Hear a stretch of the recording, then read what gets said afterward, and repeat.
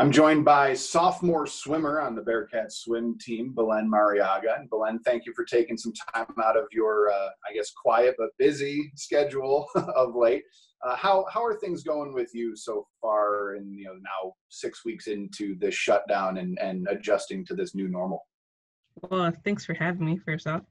It's been definitely strange, waking up and going to class, but in my bedroom. And so, actually having to get up and being productive. So trying to actually be productive was a challenge for the first 2 weeks. But once I got into the routine, definitely got a lot easier. And then having friends in my classes and always meeting up with teammates definitely helped, because it does get lonely when you're stuck in your room all day. But it's been a huge adjustment, especially again without practices and without seeing people. But it's not terrible, at least in my situation, since my area is not too badly affected by the virus. But hearing stories about more places downstate where I know people live, from school and on my team, it's a little unnerving, but it is what it is at this point. What were some of those early struggles you mentioned, and then having to adjust to get back into more of a routine? Well, first off, I made the mistake of trying to do work in bed. That just made me feel super sluggish and really, really lazy and really hard to get out of bed. But then I made a setup at my desk where I am now to have do all my work and take all my classes. And it made a huge difference. I felt a lot more energy and then more motivated to go outside, try to do some workouts and stay in shape the best I can. You mentioned trying to stay in shape as a swimmer. You look at swimmers, you always hear stories about how much swimmers have to work out because of, how rigorous training is. And, to kind of be, I know you were already at the end of your season, but to kind of be, ripped away from all that and all the gyms and all the pools are closed, Mm-hmm. how, both mentally and physically, how difficult has that been to kind of, on the mental side, figure out your mindset, and then physically to kind of find ways to still be able to stay in shape? Well, I guess I could start with how when I actually found out that we weren't going to be able to participate in sports. I was really bummed out. I felt lucky that being fall winter sport, I got to have my season, and unfortunately the spring sports. But in the off season we still do work, and I had plans with my coaches to work a lot on technique, because they're going to put me in a different event for next year. And there's a lot of adjustments I need to make that now I'm losing a lot of time to progress on. So that really sucks. But it's been kind of an opportunity to find ways out of the pool to be more active on my own. So, I need a lot of cardio. So I've been doing a lot of biking, since it's less impact on the knees and stuff like that, compared to running. And then just finding ways through workouts that either other student athletes have posted or our strength coaches have put on the Instagram page as well. And then what's been really cool is that my team, it's we downloaded the app Strava, which tracks each other's workouts. So it's kind of cool to see what my teammates are doing. And if I see they biked a longer distance than me, or they did more core workouts than me, I'll try to keep up with them. So it's hard not having swimming, because, being in the pool with your teammates every day, it's it's not only part of a routine, but really part of my lifestyle. So at least having my teammates to motivate me outside the pool, that's been a lot of help. You mentioned, when you first found out that everything was shutting down, and, obviously, as you said, fortunately, your season had already wrapped up. But what was the mood like among all of your friends and teammates? Whether more so your teammates, but I know you're friends with a lot of spring athletes as well. What was just kind of the overall sense of the state of things? I can say within my team, it was, against among all of athletics, definitely a huge shock. Within my team, it was disappointment, because we had an off season where it was more of a time to work on the little things we really want to work on. But then amongst spring athletes, I felt super bad, because I couldn't imagine just getting my season ripped away like that. And I did see some of the spring athletes just seem devastated, and understandably so. It really sucks that you see people lose something that's a huge part of their life, especially like the seniors after working so hard for like their off seasons and previous years.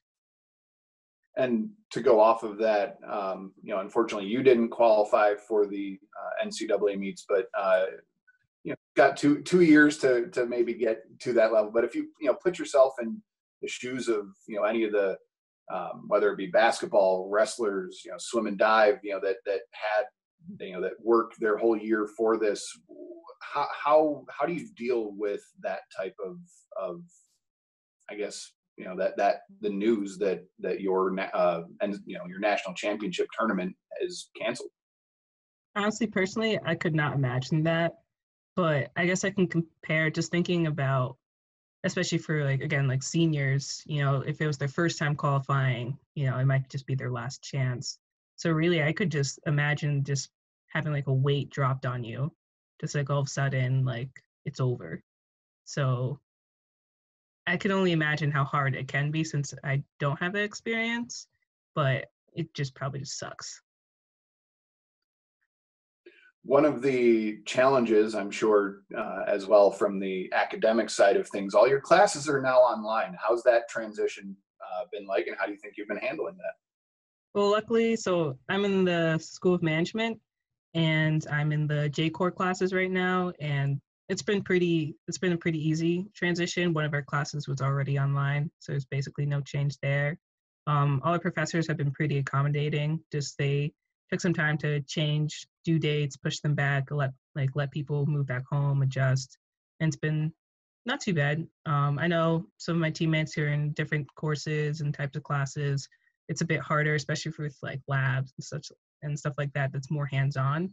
When for me, it's mostly like lectures online and then just meeting with people through Zoom. So it's not too different for me personally. Do you feel like professors are more understanding, a little more lenient? Are you still kind of keeping on with the original plan of, this week we're learning this, next week we're learning that, or is it kind of more just, kind of maintaining course and just reaffirming things you've already learned? So far it's just been kind of, there's like few adjustments for the first 2 weeks, just as the professors had to like learn to use Zoom themselves. But after that, we were just right on track. There were some adjustments, like my finance class, the quizzes had to be moved online, but it's been like pretty seamless. And they've been pretty understanding when someone, like, internet connection can sometimes be slow. So, if there needs to be another attempt, as long as you like inform them, then they're really understanding. From a personal standpoint, how have you been keeping busy? Aside from, I know you have classes and you're trying to work out, but have you picked up any hobbies or returned to any hobbies that you kind of lost track of because you haven't had time for? I know puzzles have kind of become a big thing, or cooking, cleaning, that type of stuff. Well, baking is definitely one. I love to bake. And so like I made like cinnamon bun cupcakes one time and then like brownie cookie bars another time. And my friends, if they watch this, they'll know about my Cupcake Wednesday snap posts. Every Wednesday I was put a thing. And I was sad I couldn't do that anymore because I'm obsessed with cupcakes. So I thought about making my own. So I've been just watching like videos to find like cool cupcakes to make and then get to eat them. And then I finally downloaded Netflix and Hulu, got my free trials, and I'll probably keep up with those, just watching a bunch of movies, stuff I wanted to do for a while. Now that I do have a lot of extra time. And then thinking about picking up drawing again. Used to do that when I was younger, but then with like swim in school, I kind of just like let it go. So there's still like time to figure out what I want to do, but right now it's just watching Netflix a lot and baking. What's at the top of the Netflix queue at the moment? Ooh, I'm not sure because I just honestly right now I just finished Peaky Blinders, which is a good show on Netflix. So I'm figuring out what to watch next. Maybe more like gangster themed stuff since it's pretty cool. I was thinking of watching Goodfellas. I haven't seen those, or maybe The Sopranos. I just finished I don't even know how many times through The Office, just having it on in the background while I was making dinner. So now I'm in the same boat trying to figure out what I'm going to go to next. I did rewatch some like Batman movies, so like The Dark Knight Rises, that one's a very good one. Anything with a good soundtrack too. I have to Oh, watch. A successful season, for you in the pool, as a sophomore. You mentioned, your coaches next year want to, enter you in a new event. What are your, I guess, if you can reflect on how your sophomore year went, and kind of what are you looking to take out of that year and translate into success next year? I'd say for my sophomore year, there was more adjustment again, since we had a whole new coaching staff with Coach Jerry and Coach Mike coming in. So my body had to adjust to their new training. I'd say my dual meet season was definitely better or on par as last year, which I was pretty happy about. My champs didn't go as well as I wanted, but I sat down with my coaches. We talked about what I needed to change and some old habits I need to get back. And again, part of that adjustment was putting me back, taking me out of the 200 fly event and putting me back into the 100 free, which is what I was recruited for. But with that comes a lot of technique changes. How tough is that? As you said, you were recruited for that event, and then you switched, and now you're switching back. Obviously you're familiar with what that event was a few years ago. How to kind of turn that switch off and then turn it back on? What's that been like? Well, the biggest thing is really changing how my body goes through water. There's a lot with freestyle, there's a lot of like rotation that is required and a lot that I don't have, especially since butterfly is a lot flatter. But it's definitely a welcome change as the 200 fly is a lot more painful than the 100 free. So I really had no complaints there. But, there's going to be a lot of work with really changing my whole body line and my balance. So I was thinking about doing like picking up some more yoga to really tap into like my body control. So then once I get back in the water, I can have some kind of advantage. And then making the adjustments when it comes to just like reaching and catching. I'm a bit shorter than other competitors, so just trying to find ways to, make every stroke count. And to add on top of your baking skills, your academic prowess, your athletic skills, shameless plug for my area of the athletics department. You're also a member of our ESPN live stream production crew. You finished up your first year. Obviously, it got cut short, and we didn't get to baseball, softball, or get to finish lacrosse. But what was your experience like with our crew? And I guess what did you like most of that experience? Well, I thought, it's probably one of the best experiences I've ever had, not just to suck up to the boss, but, it was really cool to learn, like, how to operate a camera, during games and, kind of bring a new appreciation for good camera work when I'm watching a game that I didn't really notice before. And even like when I'm watching like a movie, I'll be like, oh, like, that's kind of cool. Like now I understand that's harder than it looks. And then probably the best part, to be honest, was just being able to watch the games. I was like, oh, I can just go watch the games either way, whether it's soccer or basketball or wrestling matches. But to be able to be more involved in the production of it was definitely a lot more satisfying than just going just to support my fellow athletes. But it's an awesome experience. And like I recommended it to a lot of people. I know a lot of freshmen on my team wanted to join. So hopefully others will see the opportunities and the fun in it. And you certainly, got a lot of experience from a lot of different positions.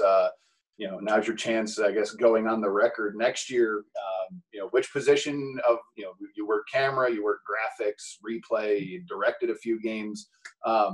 Going forward, which did you think you enjoyed the most or got the most out of, or want to, kind of throw yourself more into next year? Definitely my favorite position was always replay. I always thought it was just so fun to, one, just like when you see something awesome and immediately I can just look back at it like over and over again. If someone makes a really cool dunk or a really cool shot, and, the satisfaction when I can, like, when I have it ready and the director or the producer is like, do you have it? And we show it, just like, it was the most satisfying position for me and the most fun. But I definitely want to throw myself more into directing. I think I have a lot of room for growth there, just like understanding how, like, what's actually on the board there, making sure, hitting the right buttons, but also to kind of be more comfortable with taking a bit more control and understanding not just the one position I have as a camera person or graphics, but understanding each position so it can help better direct and make a better production. And you touched on this a little bit, but what has changed in the way if you flip on unfortunately there aren't really any sports going on at the moment, but if you were to flip on a basketball game and watch that, do you kind of view it a little differently than you did a year ago? For sure. I know, just seeing, you can tell like the quality difference when when someone's on like a ground camera and like how they follow the ball. It's like, after trying that myself, it's definitely a lot harder than expected. So it's like a lot more respect for the people on the ground level. And then also just seeing, again, with like replays and graphics, just seeing how like how much of an effect it has. Because if now I notice that the graphics do have a big impact, because if not, it doesn't seem as, it's not the game's not interesting, but it does add a lot of flair when you have cool graphics coming up with the stats and then the commentators talk about it, or you appreciate the replays a lot more because you have to know what people will want to see, because you just expect to see it in like the big productions like ESPN. They know what people want to see, so now I had to learn like what people want to see. All right. Well, Belen, thank you for taking some time out of your day for us, and glad to see that you're happy and healthy, and I hope that you and your family stay that way, and that we all get through this together, and hope to see you back on campus sooner rather than later. Very soon. Thanks for having me.